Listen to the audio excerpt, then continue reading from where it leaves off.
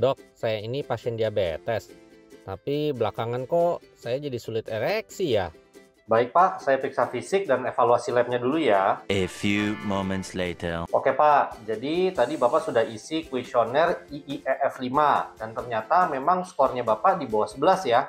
Artinya memang cukup terganggu nih ereksinya. Lalu ini tensi Bapak juga masih tinggi dan dari hasil labnya ya, kadar gula darah, kolesterol juga masih tinggi. Bapak juga masih ngerokok. Ini semua itu adalah faktor resiko penyebab terjadinya gangguan ereksi pada Bapak. Oh gitu dok. Berarti kalau saya minum obat tensi, diabetes, dan kolesterol, terus berhenti merokok, otomatis bisa normal lagi ya ereksinya. Bisa iya, bisa enggak Pak. Karena gangguan ereksi pada pasien diabetes itu agak kompleks ya mekanismenya. Selain hal-hal yang saya sebutkan tadi, masih banyak nih hal lain yang bisa mempengaruhi ereksi pada pasien diabetes. Misalnya ya, kondisi hipertensi, kegemukan, atau punya sakit jantung. Sampai ke kondisi mental ya, gangguan psikis itu juga bisa mempengaruhi ereksi. Belum lagi nih, dari penelitian ditemukan ternyata hampir 40% pasien diabetes ternyata kadar testosteron atau hormon laki-lakinya ya, itu rendah. Dan 90% dari pasien-pasien tersebut pasti mengalami gangguan ereksi. Jadi ya memang masih bisa macam-macam sebabnya Pak. Waduh, banyak juga ya dok kemungkinannya. Apa mungkin nggak ya dok masalah sulit ereksi saya ini disebabkan pengaruh dari obat-obat yang saya minum? Memang ada beberapa obat yang salah satu efek sampingnya nih bisa menimbulkan gangguan pada libido dan ereksi. Misalnya ya obat hipertensi golongan thiazid, spironolakton, propranolol, klonidin, terus obat yang lain tuh misalnya antidepresi, obat penenang, sampai obat lambung seperti ranitidin juga bisa Pak efek sampingnya ke arah sana.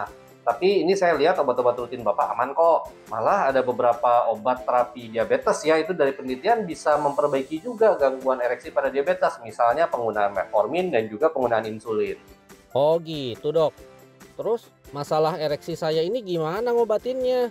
Baik Pak, untuk terapi gangguan ereksi pada diabetes, selain Bapak harus pola hidup sehat ya, salah satunya berhenti merokok, Bapak juga penyakit kroniknya itu harus terkontrol. Sama buat mereka yang obesitas, yang kelebihan berat badan itu harus diturunkan berat badannya.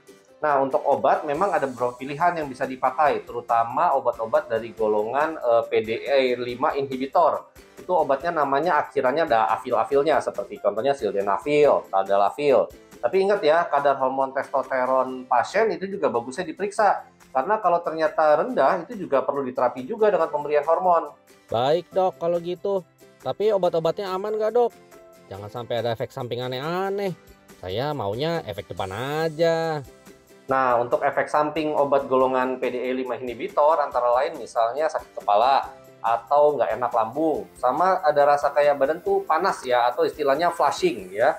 Kemudian obat-obat ini juga tidak boleh ya kontraindikasi ya dipakai oleh pasien-pasien sakit jantung yang diberikan obat jantung anti nyeri nih, misalnya kayak ISDN atau nitrat. Karena kalau dikombinasi sama nitrat, tekanan darahnya bakal ngedrop dan ini sangat berbahaya Pak. Walah, tenang dok. Saya yakin nggak bakal drop tensi saya. Ngebayangin nanti malam udah bisa siap tempur lagi sama Neng Olive aja, udah seneng banget saya. Sabar Pak, sabar. Jangan terlalu semangat. Nanti kalau hipertensi si Joninya malah loyo loh. Waduh, iya ya dok. Hahaha.